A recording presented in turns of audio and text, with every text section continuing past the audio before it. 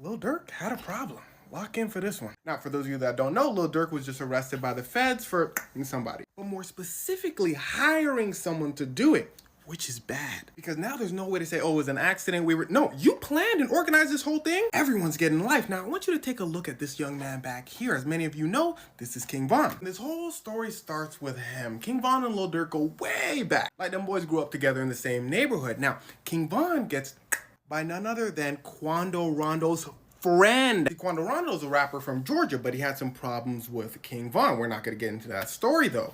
King Von catches Quando Rondo outside of a club. Now, as you're probably aware, King Von's about that action. So as soon as he sees Quando Rondo, listen closely, he rushes towards him. Now, I'm going to tell you how the law works while explaining all this. King Von rushes towards Quando Rondo, fists up. Okay, at this point, no one has to go to jail.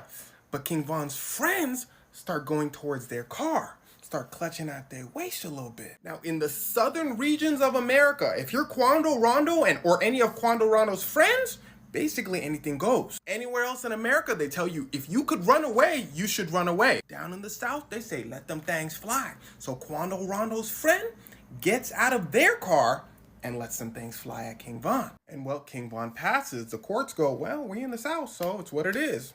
Wait, what's he doing with his fingers? The court said, Quando. Quando said, huh? He said, we don't like all this, that, and that. We better not see nothing crazy happen around you. Quando said, all right. Something crazy happened around him. He just kept getting around his city. Now, are you paying attention? We have 3 different groups involved right now.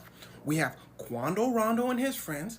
We have Lil Durk, King Von and his friends.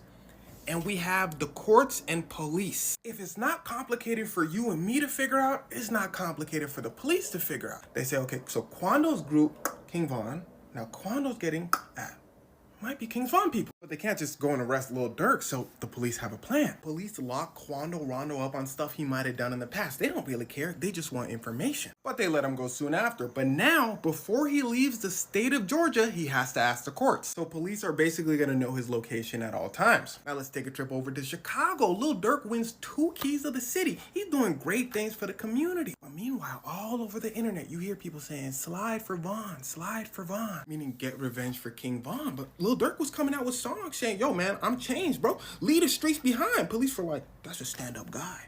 But then there were other songs saying, maybe I got revenge, maybe I didn't. I just wouldn't tell you. Police were like, what? And here's where it starts to get really wicked. In sunny Los Angeles, California, Quando Rondo takes a trip. Lil Durk is there. But they don't interact. They're both popular rappers. You know, Lil Durk's doing interviews. Quando Rondo's driving down a very rich neighborhood. Specifically, the Beverly Center. Rich, has a lot of tourists and all that. Police do not want anything bad to happen here. But well, this is where Quando Rondo gets at. Police basically teleport to the location. Quando Rondo's okay. The people who at him, gone. But his best friend. So now it's on. Federal agents step in. Now let's dive a little bit deeper into the story. Remember when I told you Quando Rondo was at the Beverly Center? Well, I lied to you. He was across the street at a gas station. That's when he got at. Gas station? Oh, they just checked the cameras. They see the people do it, but they had ski masks on. Police are like, remember everything I told you in the story. Police are like, Quando's people, King Von. King Von's people is Lil Durk. Where was Lil Durk? The feds find out he was in Los Angeles. They say, cool. Did he have anybody else with him? They find out like 5 other people associated with Lil Durk were in Los Angeles. So then they do the same thing the feds and police always do. To get to the king, you gotta go through the other pieces. And how you get to the other pieces is simple. Wait till someone messes up. Same thing that happened to Young Thug. Police be like, hey, something crazy happened out in LA. We kind of think it was you, so we just finna give you 70 years, no biggie. The person be like, police be like, snitch. Just tell, we know you know Young Thug and them, just tell us. In Lil Durk's case, we know you know Lil Durk and them. And well, the person must have turned into Beyonce, because Lil Durk and a bunch of people get arrested. Lil Durk said, how y'all know? Police say, you know, going through the ponds type, but the police are not there yet. So let's dive into the story a little deeper. Are you keeping up with the story so far? Lil Durk and his people arrested. One person is assumed to be saying. That being said, let me tell you what the feds know. And the whole time, I want you to think, could they have figured this out on their own? That's why you always hear in rap songs, we got the paperwork, we know you a snitch. Okay, right off the bat, Lil Durk's name is not listed in the court documents. Now I know what you're thinking. Wait, wasn't he arrested? Well, he was arrested. But since in the United States you're innocent until proven guilty, You're called a co-conspirator if you're part of a group that did something wrong, but a lot of times it's so obvious who you are that it doesn't matter if they put your name or not. That's how this article is able to basically guess all the people who might have conspired with Donald Trump. So documents will say something like, well, this is what they actually said. After King Von got co-conspirator one, who owns a record label in Chicago and was really close to King Von, offered to pay to have Quando Rondo. That being said, from this point on, there's other co-conspirators in this story. So we're gonna make up our own names. Co-conspirator one is now Durk. Okay, now let's get really wicked. After Durk offered to pay someone to Quando Rondo, someone said, yes, I'll take that job. Durk says, you got the job. Boom, now we have our conspiracy. Because now it's on. It's quite literally like hiring somebody to paint your house. You go through a contractor. Then that contractor hires all the people, gets all the equipment. Then they say, is this good? Then you say yes. And that's who the police want. How do you get to those people?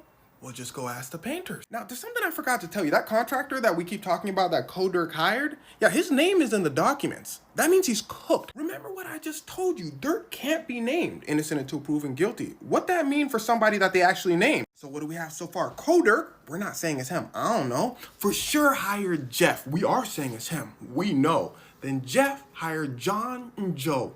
We know it was them too. But then there's another guy. Another guy that Jeff hired. We know it was him, but we're not going to tell you his name. And that's when the questions start getting asked. Hold on, FBI said all of the contractors' names except one. Would saying his name put his life in danger? Well, let me tell you the rest of the story and you tell me. So Durk gets a call, ring, ring. Quando Rondo's in LA. So Durk said, I guess I'm taking a trip. Jeff said, get your people, John, Joe, and we'll call him Painter. Painter, meet me in LA. Jeff said, you got it. John, Joe, Painter, attention. They said, sir, how are we going to get to LA? Jeff said, I don't know. Durk, how are we going to get to LA? Durk said, I'll pay for your flight. But then Durk realizes if they all fly to LA, that would be stupid. So he tells them, y'all go to San Diego, I'll go to LA. San Diego's the city right next to LA. You just drive up to LA. So Durk calls his flight booker, who's also important to the story and is also unnamed. Durk says, flight booker, fly these guys over to San Diego, but don't put their real names. That would be stupid. Flight booker says, sir, that would be stupid. Hangs up. What did he just say? I don't know. Hey, Jeff, John, Joe, Painter, give me your real names and your ID so I can book your flight. Flight booker uses all their real names and identity, then uses Lil Durk's companies, the actual Lil Durk's companies, company cards. So Lil Durk could save some money on his taxes, of course. Flight guy then texts Durk, says, Durk, just to let you know, they've arrived. Hear their name. They've arrived. Durk says, oh, he's stupid. Ring, ring. He gets a call. He says, hello. They said, hey, Durk, this is your bank. We just wanted to confirm some purchases for flights and a rental car, a white Infiniti. It's all under your very traceable company card. Durk says, yes, confirmed. I want to save money on my taxes. Yes, all the purchases, including the rental car, were made under Lil Durk's company's name. The FBI probably said, you can't make this up. So Jeff, Joe, John, and Painter arrive in Los Angeles in a white Infiniti, and they follow Quando Rondo. Again, to that gas station. There's cameras everywhere in Los Angeles. They pull up.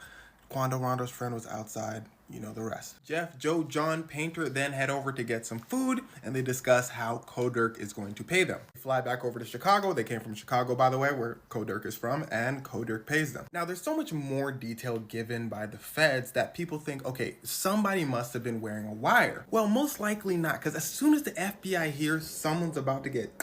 they need to step in. Now, there's a little more to this whole thing. So let's just assume Durk pays them all their money. The FBI figures the whole thing out, but then they need to prove it. So they look for the weakest link. They call him in and say, boy, come on. He says, what? The FBI says, your name is on the flight and the rental. He says, what? Let me see. Oh, that's me. Y'all trying to hear me sing?